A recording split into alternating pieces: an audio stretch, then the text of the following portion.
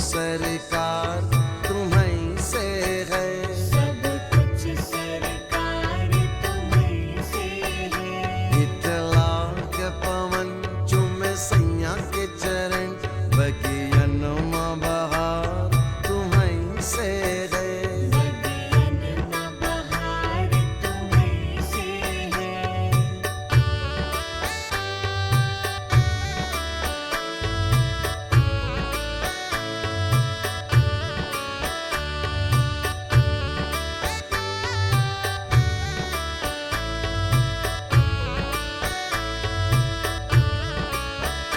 तू ही मोरा सजन मैं हूँ तोरी, अब लाज बलम रखियो मोरी, अब लाज बलम रखियो मोरी। तू ही मोरा सजन मैं हूँ तोरी, अब लाज बलम रखियो मोरी, चाहे इतनी जाऊं चाहे इतनी जाऊं, चाहे इतनी जाऊं चाहे इतनी जाऊं, मेरे दिल को प्यार तुम्हीं से है, सब कुछ सरकार तुम्हीं से है।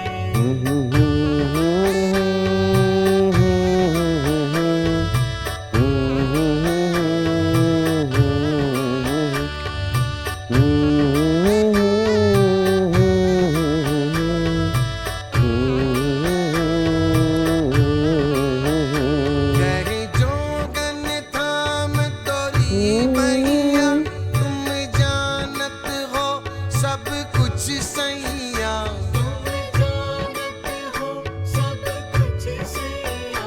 कहीं जोगन थाम तोरी मैया, तुम जानत हो सब कुछ सैया, तोरी प्रीत मेरू ये धार लिया, तोरी प्रीत मेरू ये धार लिया, ये बनाओ श्रृंगार तुम्हीं से है, सब कुछ सरकार तुम्हीं से है।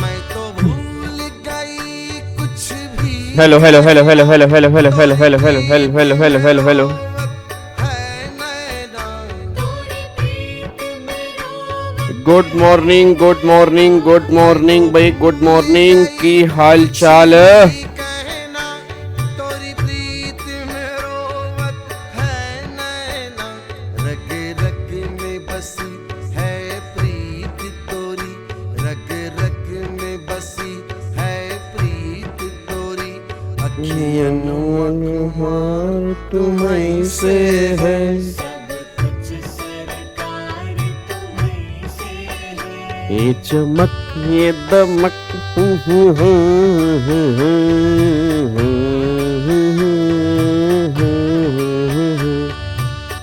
Good morning good morning good morning Srishti, good morning Lata, good morning Sarita, Sagar, Harshita, Kashish, very good morning. मेरी जा ले लो मेरा ले लो, मेरा मन ले लो, मेरा दिल ले लो, मेरी जान ले लो, मेरा दिल ले लो, मेरी जान ले लो। मेरा हाँ जी, very good morning good morning good morning यारों। को निस्बत है तुमसे, मेरे इश्क को निस्बत है तुमसे, मेरा शार सिंगार तुम्हीं से है। हाँ जी, very good morning Alok, good morning Jyotsna, good morning Akash, good morning जी, वेरी गुड मॉर्निंग। आज सुबह सुबह कम बच्चे उठे हैं। आप लेट उठते हैं क्या? आप जल्दी नहीं उठते? मेरे को तो लगा था आप जल्दी उठते होंगे, बट आपको देख के तो लग रहा है बहुत लेट लतीफ इंसान है। आप 10 साढ़े 10 बजे तक उठते हैं? ऐसा है क्या? नालायक। चलो आओ जी, एक बार सारे के सारे बच्चे फटाफट से आ जाओ। आज हमारी क्लास है सुबह सुबह। अच्छा, आज हमारी शाम को क्लास नहीं है, ठीक है ना। आज हमारी शाम को क्लास नहीं है, आज हमारी सुबह सुबह क्लास है। और कल भी हमारी क्लास सुबह होगी। कल की क्लास का टाइमिंग क्या होगा एक बार मैं ग्रुप में इन्फॉर्म कर दूंगा, तो सारे बच्चे ग्रुप में ऐड हो जाना चाहिए, ठीक है ना। सारे बच्चे ग्रुप में ऐड हो जाना, बस ये पर ध्यान दो जी। अच्छा, ओवरनाइट हम पढ़ते हैं सर जी। हर रात को जागने वाला शख्स आशिक नहीं होता सर जी, कुछ पढ़ने वाले भी होते हैं। ये नहीं कि हम रात को जाग रहे हैं तो हम थाना थाया और थाना नहीं थाया के बीच में फंसे हुए हैं। हम पढ़ भी सकते हैं गाबा सर जी, हम कुछ ही घंटों के बाद सीएस बनने वाले हैं। Oh my God. चलो क्या बात है, बहुत बढ़िया। बच्चा कह रहा है पढ़ते पढ़ते टाइम का पता ही नहीं लगता। तो बेटे तुमने रैंक फोड़ना है इस बार, ध्यान रखना। फिर जब नहीं पता लगता इसका मतलब फिर रैंक आना चाहिए तुम्हारा, ये बात ध्यान दो। ये तो बहुत अच्छी बात है कि जब पढ़ते पढ़ते टाइम का पता ही ना लगे। चलो आओ जी, सारे बच्चे फटाफट से यहां पे आ जाओ। इधर देखो ध्यान से। अब आज वाली क्लास में हमें क्या करना है, क्या रिवाइज करना है, एक बार फटाफट से वो देख लो जी। तो आई थिंक हमने कल जो हमने यहाँ पे स्टार्ट किया था, कल जो रात को हमने रिवीजन की थी, उसके अंदर मैंने कहा था कि जो आपका आईबीसी कोड है, आईबीसी कोड के टोटल मिला के 5 पिलर्स आपके यहाँ पे निकल के आते हैं, जिसके ऊपर हमारा आईबीसी कोड टिका हुआ है, ठीक है ना, जिसके ऊपर हमारा आईबीसी कोड टिका हुआ है। अब 5 पिलर हमारे कौन कौन से निकल के आते हैं sir ji? Not able to add in WhatsApp group, तो आप मुझे मैसेज कर देना मेरे नंबर पे, मैं आपको व्हाट्सएप ग्रुप का लिंक दे दूंगा, आप उस ग्रुप में ऐड हो जाना चाहिए, ठीक है ना। आज क्लास है ना, तो ये क्या चल रहा है, इसको क्या कहेंगे? Hello simple tips, tips simple, ये क्या चल रहा है बे? ये क्लास तो चल रही है बच्चा, अगर आज क्लास है ना, नालायक। इधर सुनो ध्यान से रही। तो आपको मैंने कहा था कि आईबीसी के आपके 5 पिलर यहां पे निकल के आते हैं। अब 5 पिलर कौन कौन से निकल के आते हैं? तो एक तो मैंने कहा था कि सबसे पहले आईबीबीआई आपका वो निकल के आता है, फिर आपका यहां पे इंसॉल्वेंसी प्रोफेशनल जो है आपका वो निकल के आता है। उसके बाद फिर आपका मैंने कहा था इंसॉल्वेंसी प्रोफेशनल एजेंसी यहां पे निकल के आती है, फिर यहाँ पे एडजुडिकेटिंग अथॉरिटी आपकी निकल के आती है, और देन फिर आपका लास्ट में इंफॉर्मेशन यूटिलिटी आपके निकल के आती है। तो ये 5 पिलर्स आपके यहाँ पे निकल के आते हैं, बस ये पर ध्यान दो। क्या बात मेरी समझ में आ रही है? अब ये 5 पिलर्स जो हमारे निकल के आ रहे हैं, एक तो आईबीबीआई है, एक इंसॉल्वेंसी प्रोफेशनल है, एक इंसॉल्वेंसी प्रोफेशनल एजेंसी है, एक एडजुडिकेटिंग अथॉरिटी है, और एक हमारा इंफॉर्मेशन यूटिलिटी है। अब इसमें से 2 पिलर हमने कल वाली क्लास में रिवाइज कर लिए थे, एक तो आईबीबीआई हमने रिवाइज कर लिया था, और एक इंसॉल्वेंसी प्रोफेशनल हमने यहाँ पे रिवाइज कर लिया था। अब हमें यहाँ पे देखना है कि इंसॉल्वेंसी प्रोफेशनल एजेंसीज क्या होती हैं, फिर एडजुडिकेटिंग अथॉरिटी कौन कौन सी होती हैं, फिर इंफॉर्मेशन यूटिलिटी क्या होती है, और इसके बेस पे आज वाली क्लास में हम 3 से 4 केस स्टडी करेंगे, ठीक है नी। इसके बेस पे आज वाली क्लास में हम 3 से 4 केस स्टडी करेंगे, आपको करने का बहुत मजा आएगा जी, ठीक है। चलो अब एक बार सबसे पहले यहां पे आ जाओ, इंसॉल्वेंसी प्रोफेशनल एजेंसी की बात करता हूं। वैसे इस बारे में ना थोड़ा बहुत कल भी हमने यहां पे देखा था कि इंसॉल्वेंसी प्रोफेशनल एजेंसी वो होती हैं जो इंसॉल्वेंसी प्रोफेशनल को अपने अंडर एनरोल करती हैं। इंसॉल्वेंसी प्रोफेशनल कैसे बनते हैं? अगर मैं एनरोलमेंट करवाता हूं किसके अंदर? इंसॉल्वेंसी प्रोफेशनल एजेंसी के अंदर। इंसॉल्वेंसी प्रोफेशनल एजेंसी क्या होती हैं?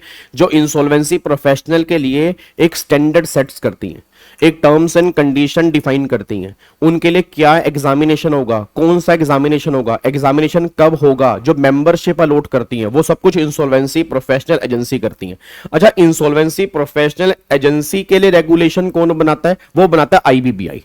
तो मतलब सबसे ऊपर आपका आईबीबीआई है, फिर आपका इंसॉल्वेंसी प्रोफेशनल एजेंसी है, उसके अंदर कौन कवर होते हैं? उसके अंदर आपके इंसॉल्वेंसी प्रोफेशनल कवर होते हैं, बस ये पर ध्यान दो। अब देखो यहां पर क्या लिखा है, अरे 2 मिनट यार, मोबाइल नंबर हाथ होगी, इधर देखो ध्यान से नालायक। 9643036663, गिव मी मिस कॉल, ठीक है नालायक। इधर देखो ध्यान से, इस पे व्हाट्सएप कर देना मुझे। हाँ दीपक कह रहा है कुछ मिस ना हो जाए मेरा। अब यहाँ पे एक बार फटाफट से आओ जी। अब यहाँ पे एक बार चेक करना इंसॉल्वेंसी प्रोफेशनल एजेंसी के बारे में वो क्या कह रहे हैं। तो कह रहा है section 3 clause number 20 of the code define insolvency professional agency as any person. वो कह रहा है कोई भी पर्सन, ध्यान रखना, वो ये नहीं कह रहा आईसीएआई, मैं दोबारा कह रहा हूं वो आईसीएआई की बात नहीं कर रहा, वो आईसीएसआई की बात नहीं कर रहा, वो ICWAI की बात नहीं कर रहा, वो कह रहा कोई भी पर्सन इंसॉल्वेंसी प्रोफेशनल एजेंसी बन सकता है। ये बात आपको मैंने कल भी बताई थी। आपको मैंने कल भी कहा था कि 10 इंसॉल्वेंसी प्रोफेशनल एजेंसी भी हो सकते हैं, 5 भी हो सकते हैं, बट अभी तक हमारे इंडिया में 3 इंसॉल्वेंसी प्रोफेशनल एजेंसी हैं, बस ये पर ध्यान दो। तो उसने बोला any person registered with the board under section 201 as an insolvency professional agency जो है तो इंसॉल्वेंसी प्रोफेशनल एजेंसी वाली कैटेगरी में कवर हो जाएगा। फिर उसने बोला इसका रोल क्या होता है। अब देखो इंसॉल्वेंसी प्रोफेशनल एजेंसी का रोल क्या है, तो कह रहे हैं इसका रोल ही है insolvency professional agency are bodies created to regulate insolvency professional, जो किसको रेगुलेट करता है, इंसॉल्वेंसी प्रोफेशनल को रेगुलेट करता है। ठीक है, फंक्शंस क्या क्या है, एनरोल आईपी एज मेंबर, मतलब इनको एज ए मेंबर एनरोल करता है। फिर provide pre registration training educational courses, इनको एजुकेशनल कोर्स और ट्रेनिंग प्रोवाइड करता है। फिर enforce A code of conduct for IP, वही बात सेम बात आ कि टर्म्स एंड कंडीशन की कोड ऑफ कंडक्ट फ्रेम करता है इंसॉल्वेंसी प्रोफेशनल के लिए।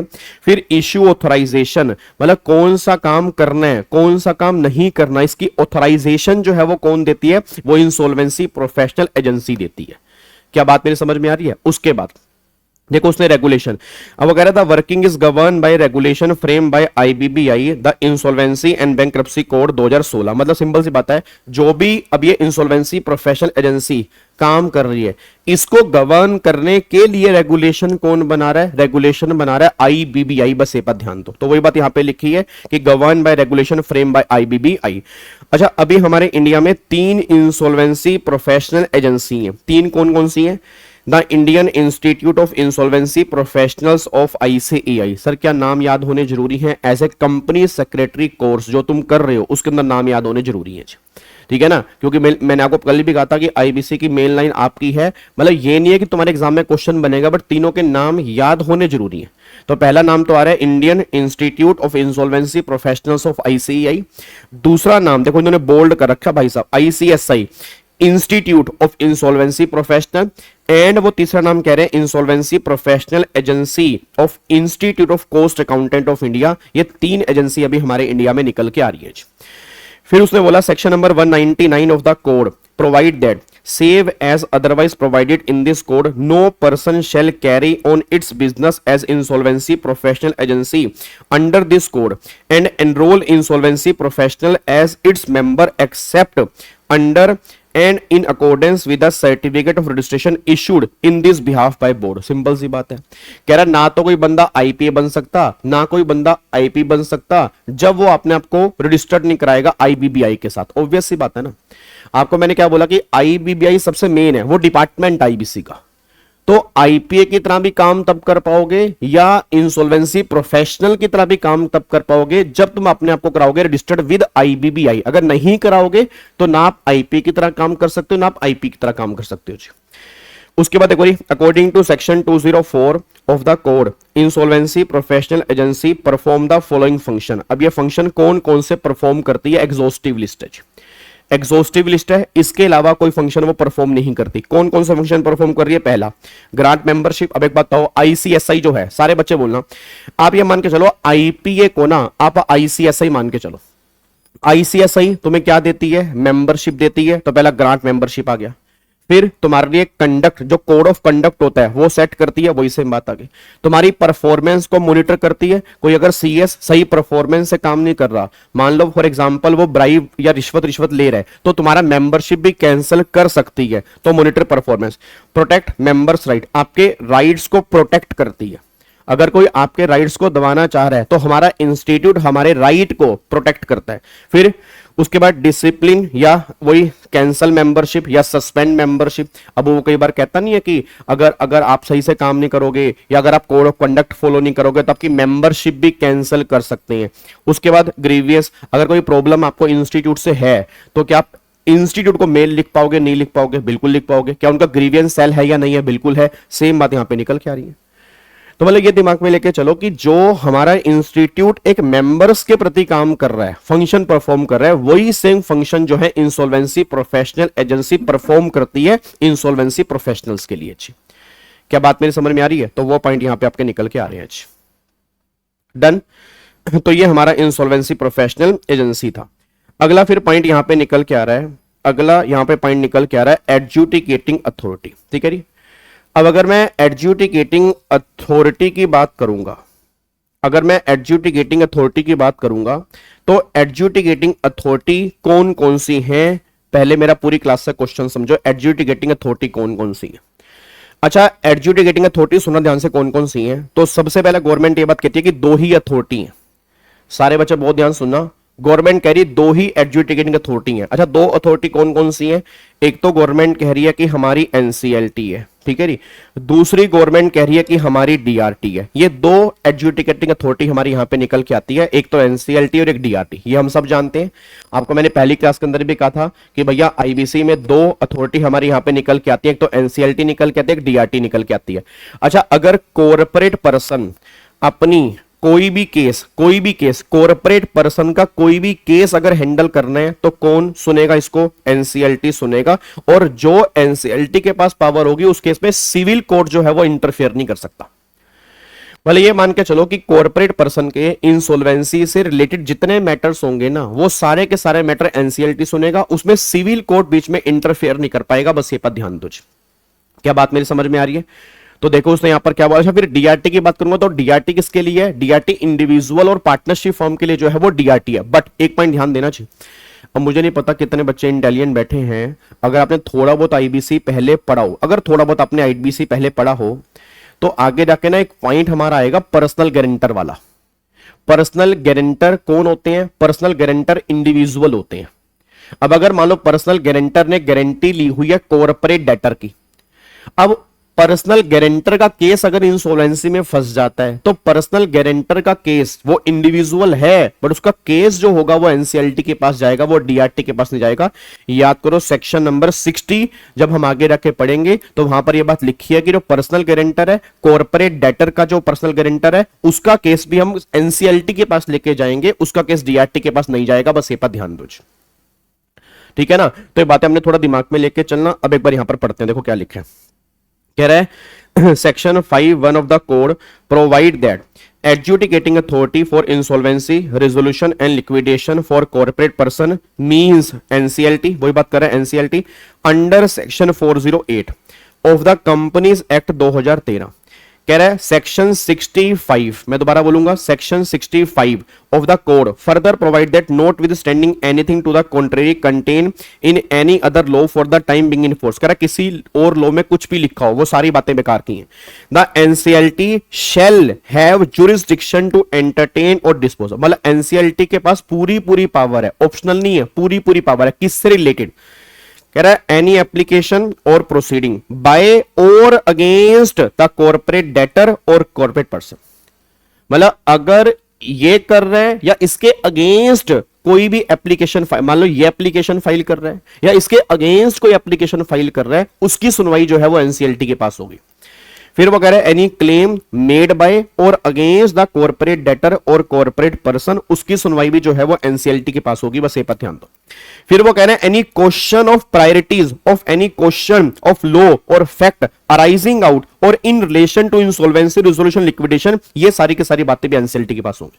मतलब किसको पहले पेमेंट करनी है, इंसॉल्वेंसी से रिलेटेड क्वेश्चन हो गया, लिक्विडेशन से रिलेटेड क्वेश्चन हो गया, ठीक है, कॉर्पोरेट पर्सन के, ये सभी क्वेश्चन जो है वो एनसीएलटी हैंडल करेगा, चाहे वो क्वेश्चन ऑफ लॉ का मैटर हो, चाहे वो क्वेश्चन ऑफ फैक्ट का मैटर हो। मतलब इंसॉल्वेंसी वाले केसेस जो है वो एनसीएलटी के पास जाएंगे, तुम सिविल कोर्ट के पास डायरेक्टली नहीं जा सकते, बस ये बात ध्यान दो। क्या बात मेरे समझ में आ रही है? तो आप ये मान के चलो कि एनसीएलटी जो है वो होल सोल बॉडी है कॉर्पोरेट डेटर और कॉर्पोरेट पर्सन के लिए, अगर मैटर आपका इंसॉल्वेंसी से रिलेटेड है, उसने एप्लीकेशन डालनी है, उसके अगेंस्ट एप्लीकेशन डालनी है, ठीक है जी, तो आपको एनसीएलटी के पास जाना पड़ेगा। कोई भी क्लेम वो कर रहा है, कोई भी क्लेम उसके अगेंस्ट हो रहा है, एनसीएलटी के पास जाएगा। फिर तीसरा गवर्नमेंट ने बोला अगर कोई प्रायोरिटीज का क्वेश्चन है कि पेमेंट इसको पहले करनी है, या कोई क्वेश्चन ऑफ लॉ है या क्वेश्चन ऑफ फैक्ट है, तो एनसीएलटी के पास जाओगे अगर मैटर वो इंसॉल्वेंसी और लिक्विडेशन से रिलेटेड है, बस ये पर ध्यान दो। क्या बात समझ में आ रही है? तो ये सारे के सारे मैटर हैंडल करने वाली कौन है? एनसीएलटी है। अब आगे देखो section 63 of the code exclude the jurisdiction of civil court, वही बात कह रहे हैं ना कि सिविल कोर्ट की जुरिस्डिक्शन को एक्सक्लूड कर रहे हैं। It provide that no civil court or authority shall have jurisdiction to entertain any suit or proceeding in respect of any manner on which NCLT or NCLAT has jurisdiction under the code। मतलब जो NCLT और NCLT को काम करना है उस matter पर civil court को कोई पावर नहीं है, ना ही सिविल कोर्ट को कोई अथॉरिटी है। अब सिंपल सी बात बताओ, यही तो प्रॉब्लम पहले होती थी ना, यही प्रॉब्लम पहले निकल के आती थी कि पहले सिविल कोर्ट केस हैंडल करते थे, इतने इतने साल लग जाते थे, फिर गवर्नमेंट एनसीएलटी लेकर आए, फिर अगर गवर्नमेंट सिविल कोर्ट को पावर दे देगी फिर बात ही क्या बनेगी। तो गवर्नमेंट ने कहा उनकी पावर हम यहां पे खत्म कर रहे हैं, बस ये पर ध्यान दो। आगे देखो फिर वो कह रहे हैं similarly in case of individual, अब ध्यान रखना इंडिविजुअल और partnership firm, section 79(1) of the code provide that adjudicating authority for insolvency resolution and bankruptcy for individual and partnership firm is for date recovery tribunal, वो हमारी DRT के पास है, वो हमारा जो है वो डीआरटी के पास है, under sub section 1 of section 3 of recovery of debt due to bank and financial institution 1993, ये हमारा डीआरटी के पास आ गया। अब यहां पे देखो कह रहा है section 179(1) of the code provide that subject to the provision of section 60, ध्यान से subject to the provision of section 60, ये पता क्यों कह रहे हैं, ये इसलिए कह रहे हैं कि याद करो कुछ इंडिविजुअल ऐसे हैं जो एनसीएलटी के पास जाते हैं, मैं फिर कह रहा हूं कुछ इंडिविजुअल ऐसे हैं जो एनसीएलटी के पास जाते हैं, सभी इंडिविजुअल के केस जो हैं वो डीआरटी के पास नहीं जाते। अगर वो इंडिविजुअल पर्सनल गारंटर है और पर्सनल गारंटर कॉर्पोरेट डेटर का है तो उसकी सुनवाई जो होगी वो एनसीएलटी के पास होगी, उसकी सुनवाई डीआरटी के पास नहीं होगी, बस ये पर ध्यान दो जी। क्या बात समझ में आ रही है जी। तो उसने बोला subject to section number 60 the adjudicating authority in relation to insolvency matter of individual and partnership firm shall be DRT, वो डीआरटी है, having territorial jurisdiction over the place where the individual debtor or actually and voluntarily reside or carry on the business or personally work for gain and can entertain an application under this code regarding such person, मतलब simple से बात कह रहे हैं कि जो भी आपके jurisdiction का डीआरटी होगा उस jurisdiction के डीआरटी के पास तुम्हारा केस जाएगा, बस ये पर ध्यान दो जी। फिर वही सेम बात यहां पे आ गई जो भी हम ऊपर पढ़ के आए हैं जी। अभी जो हम ऊपर पढ़ गए हैं कि डीआरटी के पास पूरी पूरी पावर है, कौन सी पावर है बताओ, वही एनी सूट और proceeding bye or against the individual debtor, फिर एनी क्लेम मेड और अगेंस्ट द इंडिविजुअल डेटर, और फिर वही सेम बात एनी क्वेश्चन ऑफ प्रायोरिटी और any other question whether of question of law और क्वेश्चन ऑफ फैक्ट, अगर मैटर है इंसॉल्वेंसी या बैंक्रप्सी से रिलेटेड तो उस केस में डीआरटी ही है। फिर अगला कह रहा है सेम सेक्शन 180, वही कह रहा है सेक्शन 180 एक्सक्लूड करेगा सिविल कोर्ट की जुरिस्डिक्शन को, कि जो मैटर डीआरटी के पास है या डीआरएटी के पास है उसके लिए सिविल कोर्ट बीच में उंगली नहीं करेगा, मतलब सिविल कोर्ट यहां से साइड होकर चलेगा, जो मैटर यहां पे इंसॉल्वेंसी वाले मैटर डीआरटी और डीआरएटी के पास है उसके लिए सिविल कोर्ट की पावर खत्म हो जाएगी, बस ये पर ध्यान दो। तो वही सेम इन्होंने यहां पे कॉपी कर रखा है जो हमने ऊपर पढ़ा एनसीएलटी वाले केस में, सेम यहां पर डीआरटी वाले केस में भी है। उसके बाद एक बार अब एनसीएलटी के ऑर्डर के अगेंस्ट एनसीएलटी के पास जाती है और फिर सुप्रीम कोर्ट के पास जाती है, ऐसे इंडिविजुअल की पहले डीआरटी फिर डीआरएटी फिर वहां पर सुप्रीम कोर्ट के पास जाएगी। तो यहां पर सेम बात यहां पे लिखी हुई है, बस ये पर ध्यान दो। यहां पे बीच में हाई कोर्ट नहीं आता, ध्यान रखना, यहां पर हाई कोर्ट नहीं है, यहां पे पहली अपील जो है वो एनसीएलटी के पास है, दूसरी अपील जो है वो एनसीएलएटी के पास है, तीसरी अपील जो है वो सुप्रीम कोर्ट के पास है। ऐसे पहली अपील जो है वो डीआरटी के पास है, दूसरी अपील जो है वो डीआरएटी के पास है, तीसरी अपील जो है वो सुप्रीम कोर्ट के पास है। ये आपके 3 सीक्वेंस यहां पे निकल के आ रहे हैं, बस ये पर ध्यान देना। क्या बात समझ में आ रही है? कोई दिक्कत तो नहीं है, बिल्कुल बेसिक है, ठीक है। इसमें से भी केस स्टडी बन सकती है, अभी हम डिस्कस करेंगे इसमें से केस स्टडी कैसे बन सकती है, ठीक है ना। अभी हम केस स्टडी डिस्कस करेंगे तो तुम्हें आइडिया लगेगा इसमें से केस स्टडी कैसे फ्रेम कर सकता है, और बहुत बढ़िया केस स्टडी फ्रेम हो सकती है, बहुत बढ़िया। यहां तक क्लियर है? पक्का पक्का। चलो अब अगले पॉइंट पर आओ जी। अब अगला फिर पॉइंट यहां पे आ रहा है इंफॉर्मेशन यूटिलिटी जी। अब इंफॉर्मेशन यूटिलिटी पता है, इंफॉर्मेशन यूटिलिटी जो है अभी सिर्फ इंडिया में एक ही है जी। पता आपको इंफॉर्मेशन यूटिलिटी जो है अभी आपको बता दूं इंडिया में एक ही है, आपको मैं दिखा भी देता हूं जी। यहां पे एक बार चेक करो, अगर मैं आईबीबीआई की वेबसाइट के ऊपर जाता हूं तो यहां पे जहां कल हमने इंसॉल्वेंसी प्रोफेशनल एजेंसी को देखा था वहीं पर आपको दिखाता हूं इंफॉर्मेशन यूटिलिटी। ये देखो जी इंफॉर्मेशन यूटिलिटी, एक बार चेक करना जी। ये क्या हो गया?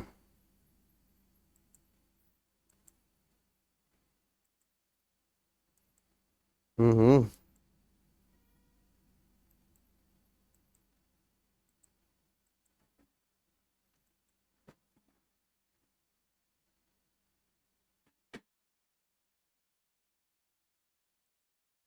लो जी, ये देखो जी अब आपकी एक ही इंफॉर्मेशन यूटिलिटी है और उसका नाम क्या है जी, उसका नाम है NE। हाँ जी, बिल्कुल सही बात, बिल्कुल सही बच्चे ने बोला, NESL। NESL देखो, national e governance service limited. इसका ऑफिस कहां पे है? मुंबई में इसका ऑफिस है। वेबसाइट इनकी ये वाली है और इनके जो MD और CEO हैं वो आपके हैं जी श्री देवज्योति राय चौधरी। ये हमारे इनके CEO हैं और इनके कॉन्टेक्ट नंबर हैं। आपको एक ही IU देखने को मिलेगा अभी तक। अच्छा, क्या एक से ज्यादा IU भी हो सकता है? हो सकता है। सर क्या 5 IU हो सकते हैं? हो सकते हैं। मतलब वही सेम बात है, फिर इसको एनरोल करवाना पड़ेगा और रजिस्टर करवाना पड़ेगा विद IBBI। अब बच्चा कह रहा है सर ये IU करता क्या है? भाई जब IU नहीं था ना तभी तो क्लेश होते थे यार। एक बात मेरे को सोच के बताओ, बहुत ध्यान सुना। जब इंडिया में IU नहीं था, मतलब जब इंसॉल्वेंसी कोड नहीं था, तो होता क्या था? मैंने तुम्हें 50 लाख रुपए दिए, तुमने मुझसे 50 लाख रुपए लिए। जब तुमने डिफॉल्ट कर दिया, तुमने कहा मैंने 50 लाख लिए नहीं। अब उसका एविडेंस प्रूफ करने में कई कई साल लग जाते थे यार, कई कई साल। तभी तो 7-7 8-8 साल इंसॉल्वेंसी को रिजोल्व करने में लगते थे ना। अब क्या, अब सारा डेटा यू के पास है। मतलब इन्होंने क्या कर दिया, एक सेंट्रलाइज सर्वर बना दिया कि जो भी कभी NCLT को, NCLT को, डेटर्स को, क्रेडिटर्स को, इंसॉल्वेंसी प्रोफेशनल को अगर कोई भी डेटा देखना होगा वो इसके माध्यम से वो देख सकता है। मतलब आज अगर क्या होता है, आज अगर बैंक अगर फॉर एग्जांपल एक कंपनी को लोन दे रहा है तो बैंक लोन एग्रीमेंट जो है वो IU पे अपलोड कर देता है। फिर वहां पे अप्रूवल देता है सामने वाला बंदा, वो बोलता है उसको अप्रूवल दे भाई। सामने वाले बंदे ने अप्रूवल दे दी, हाँ मैंने इतना लोन लिया है। फिर अब जब डिफॉल्ट करेगा तो ऑटोमेटिकली वहां पे सबमिट होगा। तो अकॉर्डिंगली सारी की सारी बातें IU के अंदर आ गई ना। इसीलिए इंसॉल्वेंसी जो है वो टाइम बाउंड मैनर में रिजोल्व हो रही है। तो आप ये मान के चलो कि जो IU है एक तरह का प्रूफ है, एक तरह का एविडेंस है, एक तरह का सर्वर है जो सेंट्रलाइज बेस पे डेटा जो है वो सर्व कर रहा है, सेंट्रलाइज बेस पे डेटा जो है वो स्टोर कर रहा है। बस ये बात ध्यान दो। अब देखो मैं आपको दिखाता हूं यहां पे। अब उसने IU के बारे में क्या लिखा है, तो यहां पर IU के बारे में कह रहा है वो, देखो लिखा है, कह रहा है this is like a big database और रिकॉर्ड कीपर। ये एक रिकॉर्ड कीपर है। इट कलेक्ट, क्या करता है, it collect and check and store all the important financial information of debtor like loan, default, payment, etc. अब वो कह रहा है think of it, it is a bank statement plus credit report system but at a national level used in insolvency cases. उसके बाद वो कह रहा है why IU needed, IU की नीड क्यों है? भाई सबसे बड़ी नीड है, एविडेंस हमें प्रोवाइड कर रहा है, इससे बेस्ट एविडेंस हमें कोई प्रोवाइड ही नहीं कर पा रहा। अब वो कह रहा है because when A company goes into insolvency everyone, creditor, adjudicating authority, insolvency professional need accurate and quick access to financial data. If data is already collected and verified in advance, the resolution process become much faster and smoother. देखो वही बात कहना चाह रहे हैं। क्या बात समझ में आ रही है? हाँ ये थर्ड पार्टी है, ये थर्ड पार्टी है, ये गवर्नमेंट की नहीं है। मैं दोबारा बोल दूं ये गवर्नमेंट का नहीं है जी। IU जो है वो गवर्नमेंट का नहीं है। मैंने कहा ना कोई भी IU एज ए IU रजिस्टर्ड करवा सकता है। अब अगर मैं तुम्हें IU की यहां पर एक बार वेबसाइट खोल के अगर चेक करें तो ये हमारी IU की वेबसाइट है जी, ठीक है जी। ये हमारा NESL है। तो यहां पे आप जाके पूरा का पूरा, किसी को भी ऑब्वियस सी बात है लॉगिन ID पासवर्ड होता है, तो आप पूरी की पूरी डिटेल यहां पे चेक कर सकते हैं, चाहे आप डेटर्स हो चाहे आप क्रेडिटर्स हो। अगर आपने IU के ऊपर अपने लोन को रजिस्टर्ड करवाया है तो जी।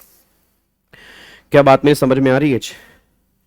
ठीक है ना। तो सारी की सारी बातें आपकी यहां पे निकल के आती हैं। देखो व्हाट इज इंफॉर्मेशन यूटिलिटी। अब वो इंफॉर्मेशन यूटिलिटी क्या है, देखो यहां पर वो स्पेसिफिकली बता रहा है। क्या कह रहा है, NESL कॉन्स्टिट्यूट ए की पिलर, देखो उसने क्या लिखा है, की pillar of insolvency and bankruptcy ecosystem of India, the other 3 being the adjudicating authority, ठीक है, दैट इज NCLT और DRT, और insolvency and bankruptcy board of India and insolvency professional. वही बात आ गई ना। तो वो कह रहा है कि अदर 3 जो है वो ये हैं और मैं भी एक बहुत इंपॉर्टेंट की पिलर हूं, किसका, इंसॉल्वेंसी एंड बैंक्रप्सी कोड का। अब देखो यहां पे जी, तो information utility is an institution while had multiple. अब इसके ऑब्जेक्टिव क्या क्या है, देखो उसके ऑब्जेक्टिव क्या है वही हम उसके अंदर यहां पे देखो डिस्कस भी करेंगे। यहां पे देखो इसके ऑब्लिगेशंस ऑफ इंफॉर्मेशन यूटिलिटी। अब यहां पे देखो उसने क्या बोला जी, कह रहा है to provide undisputed information for initiate of insolvency process. भाई अनडिस्प्यूटेड इंफॉर्मेशन है, क्यों अनडिस्प्यूटेड है, मैंने अपलोड किया लोन, सामने वाले ने अप्रूव कर दिया, डिस्प्यूट की बात ही नहीं है, ये इसका ऑब्जेक्टिव है। फिर IU serve as credit and contract repository, फिर accept financial information from financial और ऑपरेशनल क्रेडिटर्स और debtor, financial information will be authenticate by all the parties of debt and store for use as evidence in any legal process. मतलब सारी party से पहले वो authorise करवाएगा कि हाँ भाई तुमने लोन लिया है, उनके डिजिटल सिग्नेचर होंगे, देन ताकि जब आगे प्रोसीडिंग होगी उसमें डेटा काम आएगा। बस ये पर ध्यान दो। सर आईपीए भी तो है, आईपीए भी है, इन्होंने यहाँ पे आईपीए लिखा नहीं, वैसे टोटल 5 है, एक्चुअल में आईपी लिख दिया ना, तो जब है आईपी की बात आ गई तो आईपी एनरोल ही कहां होता है, वो आईपीए के अंदर होता है। ठीक है जी। उसके बाद देखो IU is design as a two way communication, यानी two way communication to between creditors and debtor for submission and authentication with recording of dispute. IU is a cost effective tool for proof of borrower. देखो proof of borrower, borrowing, security interest and default, ये सबका proof है। तो ये तुम्हारे exam में objective भी question बन सकता है। ठीक है, अब यहां पे इन्होंने ऑब्जेक्टिव दे रखे हैं। अब देखो यहां पे जी, तो ये सारी की सारी बातें यहां पे आ रही हैं। अब देखो यहां पे जी, इधर देखो, अब इसके ऑब्लिगेशन वही क्रिएट एंड स्टोर डेटा, इसको डेटा स्टोर करना है। इलेक्ट्रॉनिक सबमिशन, इलेक्ट्रॉनिक सबमिशन भी अच्छा, कोई अगर बंदा वॉलंटली अपनी मर्जी से अगर कोई सबमिट करवाना चाहता है, कुछ लोगों के तो मैंडेटरी होता है, कुछ लोगों के लिए वॉलंटरी है, तो गवर्नमेंट ने बोला अगर तुम अपनी मर्जी से भी अपना लोन यहां पे सबमिट करना चाहते हो, कोई दिक्कत वाली बात नहीं, कर सकते हो। Quality standards, quality standards provide करने पड़ेंगे, मतलब रेगुलेशंस बनानी पड़ेंगी ताकि सामने वाला बंदा उस रेगुलेशन को फॉलो करे। फिर ऑथेंटिकेशन, ऑथेंटिकेशन करना पड़ेगा सारी की सारी पार्टीज, वही पॉइंट हमने यहां पर पढ़ा भी। एक्सेस टू डेटा, डेटा का एक्सेस देना पड़ेगा, चाहे वो डेटर्स हो, क्रेडिटर्स हो, इंसॉल्वेंसी प्रोफेशनल्स हो, एनसीएलटी हो, एनसीएलटी हो, डीआरटी हो, सबको डेटा का एक्सेस देना पड़ेगा। फिर पब्लिश स्टैट, उसको अपना पूरा स्टैट पब्लिश करना पड़ेगा कि हाँ भाई कितने डिफॉल्ट हुए हैं, कितना लोन आया है, कितना लोन देना है, कितना लोन देना है। फिर इंटर ऑपरेबिलिटी, अभी ये पॉइंट वैसे भी एप्लीकेबल नहीं हुआ, वो कह रहा है कि अगर मल्टीपल आईयू होंगी तो आपस में कोऑर्डिनेट करके चलना पड़ेगा। बट अभी हमारे इंडिया में कितनी आईयू हैं? अभी हमारे इंडिया में एक ही आईयू है जिसके बेस पे हमारा काम हो रहा है। क्या बात समझ में आ रही है? Sir please give case study of all classes, not possible मेरे लिए, वो आपको फिर स्कैनर लेना पड़ेगा। सिंपल टिप्स, टिप्स सिंपल, क्योंकि मैं class wise case study frame करता हूं तो अकॉर्डिंगली मैं आपको क्लास वाइज ही दे पाऊंगा। ठीक है, अगर आपको पूरी केस स्टडी चाहिए तो आप स्कैनर फॉलो कर सकते हैं, सुचित्रा का या टेक्समैन का, या मॉड्यूल फॉलो कर सकते हैं। ठीक है जी, तो यहां पे क्लियर हो गया जी। अब यहां पे एक बार आ जाओ, अब यहां से फिर हमारी डेफिनेशन जो है ना, अब डेफिनेशन हमारी स्टार्ट हो जाती है। तो इसी के साथ ही हमारा सेक्शन 1 पूरा खत्म हो गया, सेक्शन 2 हमारा पूरा खत्म हो गया, और जो हमारे आईबीसी के पिलर्स हैं वो हमारे पूरे खत्म हो चुके हैं। तो मतलब बेसिक बेसिक बातें हमारी सारी खत्म हो चुकी हैं। अब हमारा जो मेन काम है वो CIRP स्टार्ट होगा, बट अभी नहीं। ऑब्वियसली बात है, पहले हमें सेक्शन 3 में डेफिनेशन बहुत सारी इंपॉर्टेंट है, और ध्यान रखना आईबीसी में हमेशा डेफिनेशन इंपॉर्टेंट होती है। मैं दोबारा बोल दूं, आईबीसी में हमेशा डेफिनेशन बहुत इंपॉर्टेंट होती है, उसमें से बहुत बार केस स्टडी बन जाती है, बस ये पर ध्यान दो। ठीक है, वो मैंने ग्रुप में डाल दी है, कल मैंने ग्रुप में डाल दी है, जो आपका व्हाट्सएप ग्रुप है ना, मैं आपको बता रहा हूं, व्हाट्सएप ग्रुप में आप ऐड हो जाओगे, उसमें सारी केस स्टडी आपको मिल जाएंगी। चलो अब एक बार यहां पे आओ, अब इसका आंसर दो जी। अब एक बार सारे के सारे बच्चे, हेलो भाई साहब इधर आ जाओ जी, इधर देखो ध्यान से। अब वो कह रहा है ब्राइट स्टील लिमिटेड, ध्यान से पढ़ना, Bright Steel Limited is undergoing a corporate insolvency resolution process before NCLT. During the process one of its supplier, ध्यान से, वन ऑफ इट्स सप्लायर, उसका एक supplier file a suit before civil court, उसने एक civil court में case कर दिया, claiming 2 crore as unpaid due from Bright Steel Limited, कि उसने मेरे 2 करोड़ रुपए नहीं दिए, उसने मेरे 2 करोड़ रुपए नहीं दिए। नहीं था सर उसमें, केस स्टडी ग्रुप में नहीं आई, क्या बात कर रहे हो, कल ही तो मैंने डाली है।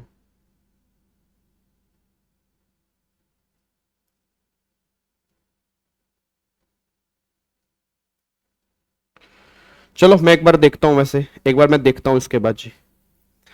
ठीक है, एक बार मैं देखता हूं, तो यहां पे एक बार चेक करना।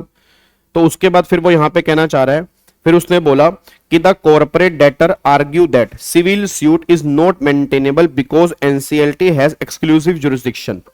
अब वो कह रहा है the supplier argue that since his dispute arise under a contract civil matter, civil court should have jurisdiction. Supplier कह रहा है सिविल कोर्ट के पास जुरिस्डिक्शन है। Question, does the civil court have jurisdiction to entertain the supplier claim, और which is the correct form of deciding such a claim and why. अब मेरे को बताओ जी, हाँ नहीं बताओ जी, जल्दी बताओ, सारे बच्चे फटाफट से बताओ जी जल्दी।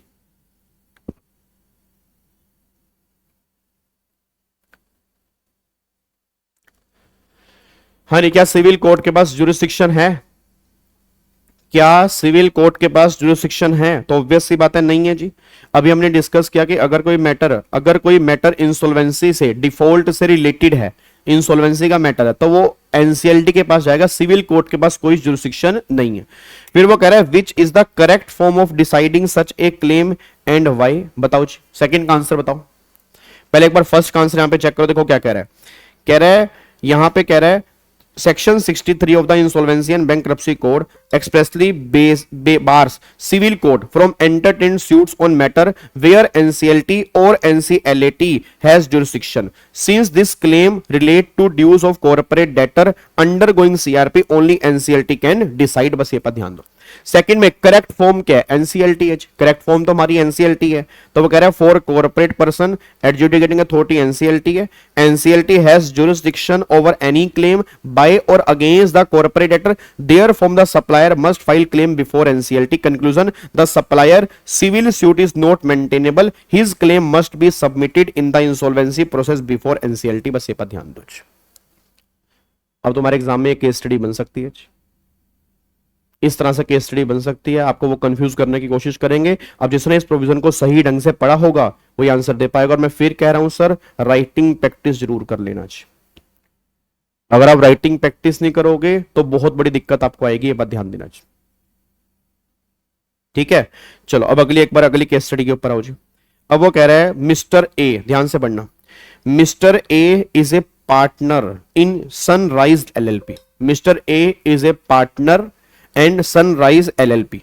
Sunrise LLP has defaulted on a bank loan 10 crore. Sunrise ने डिफॉल्ट किया 10 करोड़ का। Bank initiate insolvency proceeding against the LLP before NCLT। अच्छा, NCLT कॉर्पोरेट डेटर है, आगे जाके हम डिस्कस करेंगे। कॉर्पोरेट डेटर में NCLT भी आता है, तो उसका केस चला गया NCLT के पास। ठीक है ना, उस कॉर्पोरेट डेटर में LLP भी आता है, तो कॉर्पोरेट डेटर में अगर LLP भी आता है उसका केस चला गया NCLT के पास। अच्छी बात है। Separately mister A has personally defaulted on a loan of 50 lakh. Another creditor filed an application for personal bankruptcy before the DRT. Mr. A argued that since his LLP insolvency is already before NCLT, his personal bankruptcy should also be heard by NCLT for convenience। बताओ जी, जल्दी बोलो, जल्दी बोल दो फटाफट से।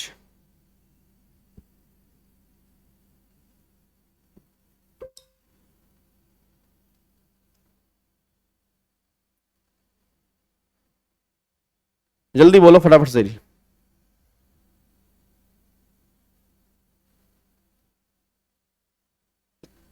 इस case study में एक पॉइंट मेरे को इंप्रूव करना है।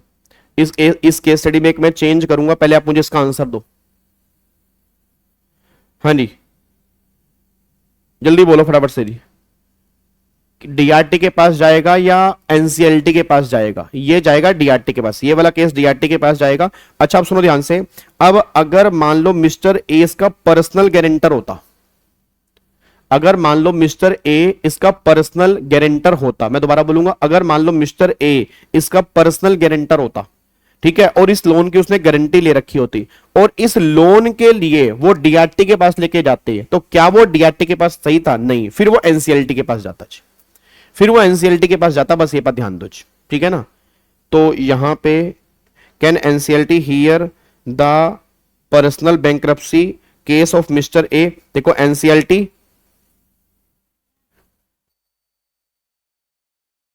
हाँ नहीं, वो क्या, देखो क्या कह रहा है, कह रहा है NCLT can not here individual bankruptcy. तो कह रहा है एलएलपी कॉर्पोरेट पर्सन है, fall under NCLT, individual fall under DRT, therefore Mr. A personal bankruptcy case will remain before DRT, इसमें कोई दिक्कत नहीं है। फिर उसका कोर्ट फ्रॉम LLP का NCLT है और बैंक्रप्सी का जो है वो यहाँ पे DRT है। तो conclusion, jurisdiction cannot be merged for convenience, corporate person are dealt with NCLT while individual and partnership firm are dealt with DRT। बस ये पर ध्यान दो। ठीक है, यहां तक क्लियर है, कोई दिक्कत वाली बात तो नहीं है? पक्का पक्का। अब अगले पॉइंट पर आओ। अब अगला केस स्टडी देखो जी, इसको ध्यान से देखना। अब क्या कह रहा है? कह रहा है जी ओरियन लिमिटेड, ध्यान से, ओरियन लिमिटेड एक कंपनी है, defaulted on A bank loan 50 crore. The bank initiate corporate insolvency resolution process against Orion limited before NCLT। Mister Raj, the managing director of Orion Limited, had also given a personal guarantee for the same loan। उसने guarantee दी है इस loan की। The bank simultaneously filed an application against Mr. Raj for his personal insolvency before the DRT। ठीक है। Mr. Raj argued that since the CIRP of Orion Limited is already before NCLT, his personal insolvency being connected with the same debt, ध्यान रखना, being connected with the same debt, वो उस date से connected है। ये line ध्यान रखना जी, being connected with the same debt must also be transfer to NCLT for the consistency and efficiency. The banker however insist the DRT has jurisdiction over individual and therefore case must be proceed before DRT। अब बताओ जी, अब मेरे को बताओ फटाफट से जी, अब क्या करना है? जल्दी बोल दो, अब क्या करना है जी?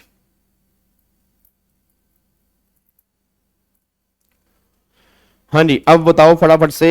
तो क्या क्या यहां पे केस DRT के पास जाएगा या NCLT के पास जाएगा जी? यहां पे NCLT के पास जाएगा। अब बच्चा कहता है सर यहां पर भी तो पर्सनल बैंक्रप्सी की बात कर रहे हैं ना मेरे बच्चे, पर्सनल बैंक्रप्सी की बात कर रहा है, बट वो डेट उस डेट से कनेक्टेड है।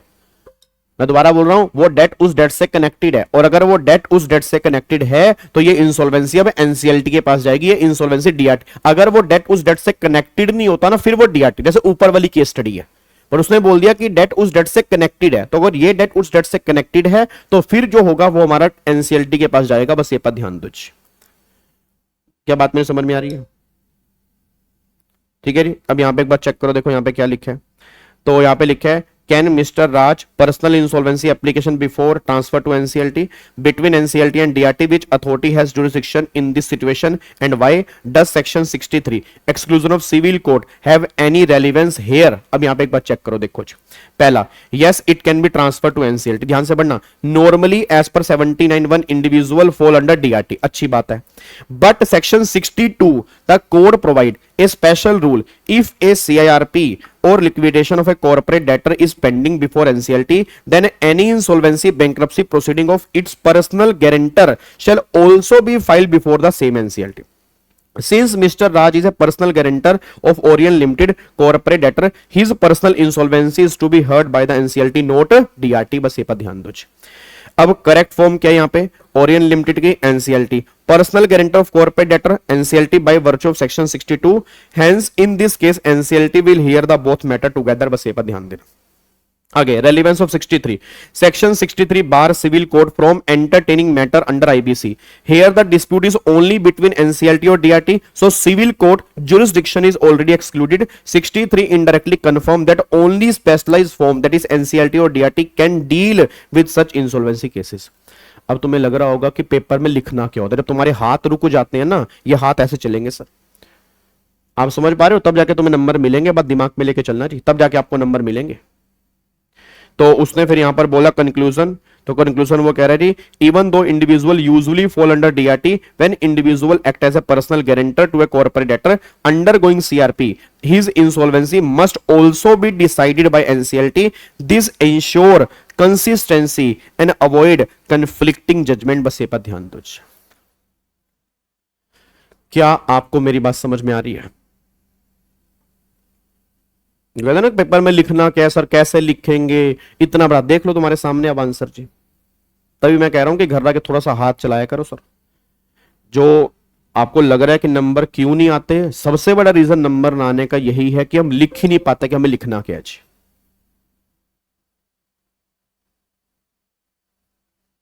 क्या बात समझ में आ रही है जी?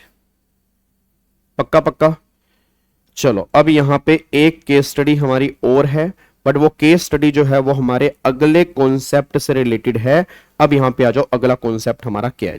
अब यहां पे एक बार आओ, अब यहां पे हम स्टार्ट करने जा रहे हैं डेफिनेशन, जो हमारी सेक्शन 3 में डेफिनेशन है। अब पहले ना छोटी सी बात यहां पे सुनना। अब डेफिनेशन आईबीसी में एक तो सेक्शन 3 में है, एक सेक्शन 3 में हमारी डेफिनेशन है, एक सेक्शन 5 में भी डेफिनेशन है, और एक सेक्शन 79 के अंदर भी डेफिनेशन है। सेक्शन 3 में जो डेफिनेशन है ये जनरल डेफिनेशन है, जो पूरे आईबीसी कोड पे लगती है, चाहे आप इंडिविजुअल हो, चाहे आप कंपनी हो, चाहे आप कोई भी हो। सेक्शन 5 में जो डेफिनेशन है वो सिर्फ कॉर्पोरेट पर्सन पे लगती है और किसी पे नहीं लगती है। सेक्शन 79 में जो डेफिनेशन है वो आपकी सिर्फ और सिर्फ इंडिविजुअल और पार्टनरशिप फॉर्म पे लगती है और किसी पे नहीं लगती है। तो पहली बात ये समझो कि डेफिनेशन है कहां कहां पे। 3 सेक्शन में आईबीसी कोड में डेफिनेशन है मोटा मोटी, सेक्शन 3 में, सेक्शन 5 में, सेक्शन 79 में। सेक्शन 3 जनरल है, ये जनरल है, ठीक है ना, ये सब पे लगेगा, सब पे लगेगा, चाहे आप इंडिविजुअल हो, कंपनी हो, पार्टनरशिप फॉर्म हो, क्योंकि सेक्शन 3 जो कवर होता है ना वो पार्ट नंबर 1 में कवर होता है, और पार्ट नंबर 1 हमारा है प्रीलिमिनरी का, तो प्रीलिमिनरी तो सब पे लगेगा। सेक्शन 5 पार्ट नंबर 2 में आता है, पार्ट नंबर 2 कॉर्पोरेट पर्सन का है। सेक्शन 79 पार्ट नंबर 3 में आता है, पार्ट नंबर 3 हमारा इंडिविजुअल का है। बस ये पर ध्यान देना चाहिए। क्या बात मेरी समझ में आ रही है? अब यहां पे देखो जी, तो सबसे पहले सेक्शन 3 में एक तो बोर्ड की डेफिनेशन, बोर्ड मैंने बता दिया, बोर्ड का मतलब आईबीबीआई होता है जी, ठीक है ना। उसके बाद मेन जो इंपॉर्टेंट डेफिनेशन है, यहां पे आओ, ये है क्लेम की डेफिनेशन। ये डेफिनेशन आज हमें करनी है, बस ये डेफिनेशन करनी है, ठीक है। बाकी जो जितनी भी अब कॉर्पोरेट पर्सन है, कॉर्पोरेट डेटर है, बहुत इंपॉर्टेंट अभी डेफिनेशन हमारी आगे आनी है, जिसके बेस पे हम सीआरपी स्टार्ट कर पाएंगे, ठीक है ना। मतलब ये लगा के चलो सीआईआरपी आने तक हमारे 5 लेक्चर लगेंगे, मतलब 5 लेक्चर में हम रिवीजन करेंगे, उसके बाद जाके हमारा कहीं सीआईआरपी स्टार्ट होगा, जो सबसे मेन है आईबीसी में, ठीक है। अब यहां पे आओ, सबसे पहले डेफिनेशन जो हम यहां पे डिस्कस करने जा रहे हैं, क्लेम। अब क्लेम का मतलब क्या है? क्लेम का मतलब होता है कि दावा, मतलब मैंने तुमसे पैसे लेने हैं, मैंने तुमसे पैसे लेने हैं, तो मैं तुम पे क्लेम कर रहा हूं कि हां मैंने तुम्हें पैसे दिए थे, तुमने मुझे पैसे देने हैं।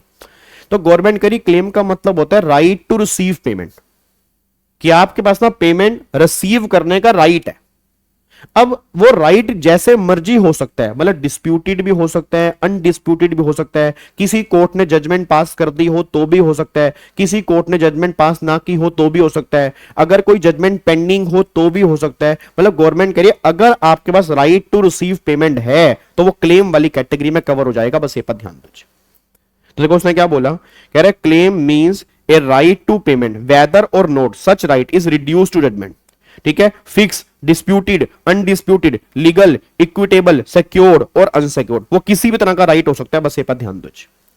तो पहला तो हो गया राइट टू रिसीव पेमेंट, दूसरा हो गया right to remedy for breach of contract. आपने कोई कॉन्ट्रैक्ट ब्रीच कर दिया, मैंने कहा था for example, let's take an example, मैंने कहा था कि जैसे मान लो फॉर एग्जांपल आपने कहा सर मेरे को ना आईबीसी का बैच लेना है, ठीक है। अब आईबीसी का बैच लेना है तो मैंने कहा था, मैं आपको बोला था कि मैं ये बुक मिलेगी, वो बुक मिलेगी, स्कैनर मिलेगा, ये मिलेगा, सब कुछ मिलेगा, और मैंने कुछ भी नहीं दिया, मैंने कुछ भी नहीं दिया। या अगर मान लो फॉर एग्जांपल मैंने कहा था 100% फेस टू फेस बैच होगा और मैंने फेस टू फेस बैच लिया ही नहीं, तो मैंने कोई कॉन्ट्रैक्ट ब्रीच कर दिया। अगर मैंने कॉन्ट्रैक्ट ब्रीच किया तो मैंने कहा तुम्हें रेमेडी मिलेगी, तुम्हें इसका कंपनसेशन मिलेगा। तो जो तुम्हारे पास कंपनसेशन लेने का अधिकार है, क्यों अधिकार आया? क्योंकि मैंने कोई कॉन्ट्रैक्ट ब्रीच कर दिया, उसके लिए तुम मेरे ऊपर क्लेम कर सकते हो, तो वो भी क्लेम वाली कैटेगरी में कवर हो जाएगा जी। अगेन वही सेम बात यहां पर है, चाहे वो आपका जजमेंट से रिड्यूस हो, फिक्स हो, मैच्योर हो, अनमैच्योर हो, डिस्प्यूटेड हो, अनडिस्प्यूटेड हो, सिक्योर्ड हो, अनसिक्योर्ड हो, ये मैटर नहीं करता, ये सब क्लेम वाली कैटेगरी में आएगा जी। अब यहां पे एक बार चेक करना, वो कह रहे क्लेम, ध्यान सुना, अब claim give rise to debt, मतलब क्लेम से डेट क्रिएट होता है, और ध्यान से only when it is due, अगर वो ड्यू हो गया, and default occur only when debt become due and payable and it's not paid by the debtor. मतलब अगर वो चीज ड्यू हो चुकी है तो वो डेट बन गया, अगर वो चीज ड्यू हो चुकी है फिर वो क्लेम बन गया डेट। तो बहुत ध्यान सुनना, सबसे पहले क्लेम जो बनता है वो डेट बनता है। क्लेम डेट कब बनता है? अगर वो पैसा ड्यू हो चुका है, फिर ये डेट डिफॉल्ट में कब कन्वर्ट होता है? जब वो ड्यू एंड पेबल है बट नॉट पेड है तो वो डिफॉल्ट में कवर हो गया।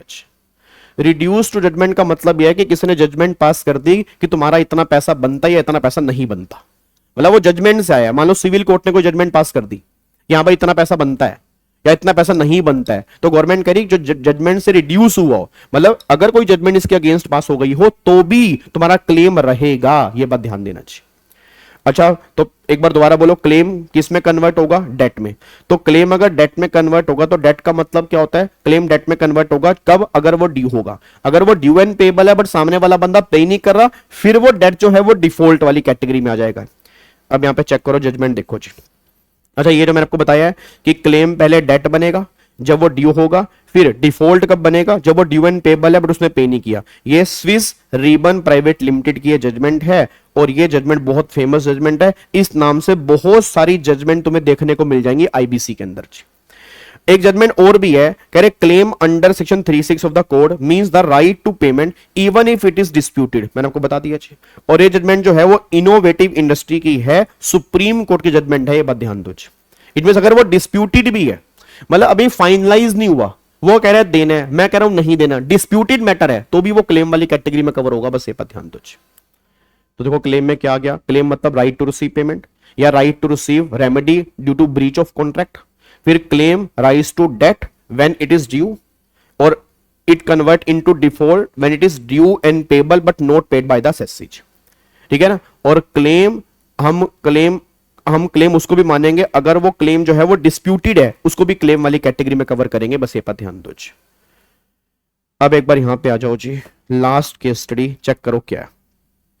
कह रहा है Nova construction private limited entered into a contract with Genis supplier for supply of construction material worth ₹2 crore. Dispute arose over quality of material. Dispute arise हुआ क्वालिटी ऑफ कंट्रोल मटेरियल पे। Nova construction refuse to pay 1.2 crore claiming defective supply. Genis supplier filed an application before NCLT under section 9। Operational creditor है क्योंकि loan नहीं दिया ना, material है तो operational creditor है। उसने सेक्शन नंबर 9 में अपना क्लेम फाइल एप्लीकेशन फाइल कर दी, claiming default on the unpaid amount.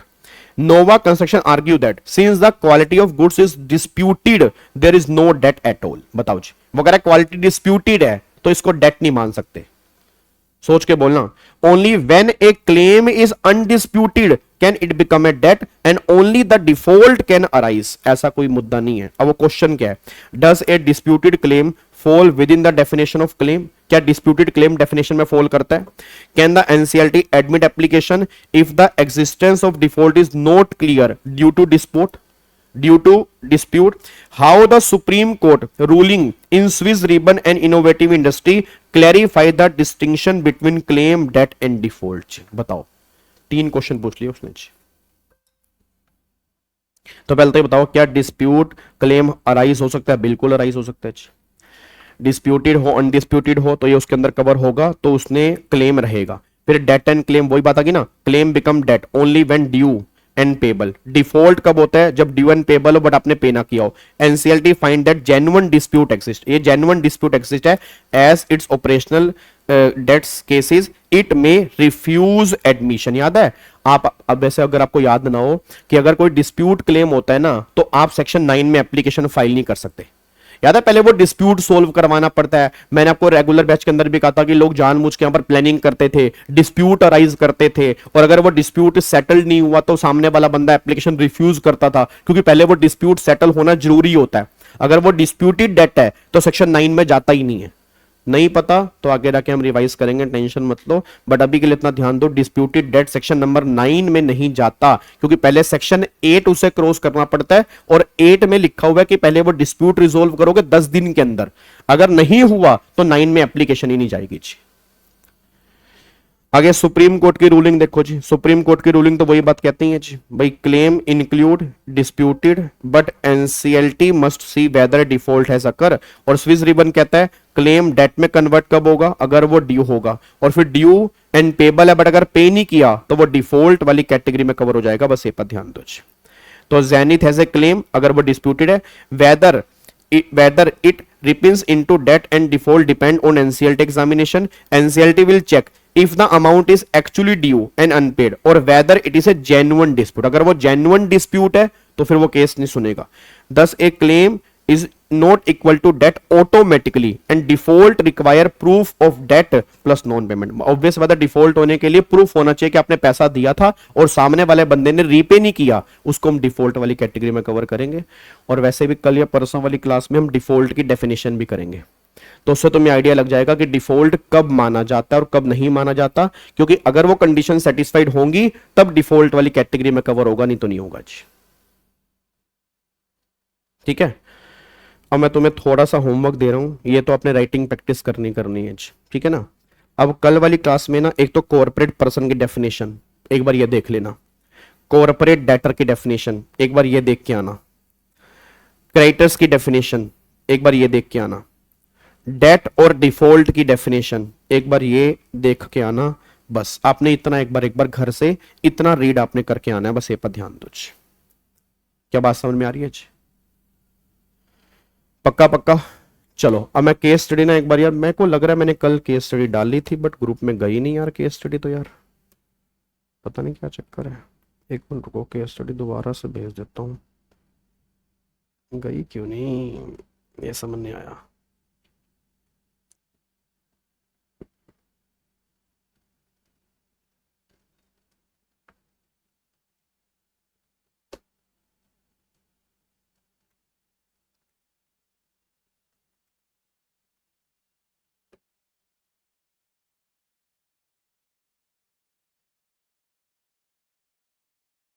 एक बार चेक करते हैं केस स्टडी आई है नहीं आई।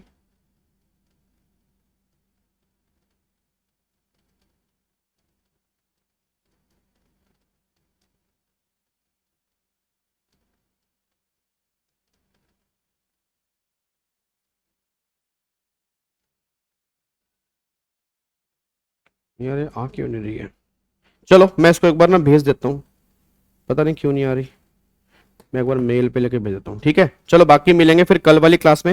अच्छा कल वाली क्लास का ना टाइमिंग मैं ग्रुप में डाल दूंगा, तो जो बच्चे भी व्हाट्सएप ग्रुप में ऐड नहीं है, मैंने अपना नंबर दिया है, तो आप मेरे को उस पर मेल कर देना। ठीक है जी। सर मीटअप कितने, आप मीटअप का बजे थे मतलब?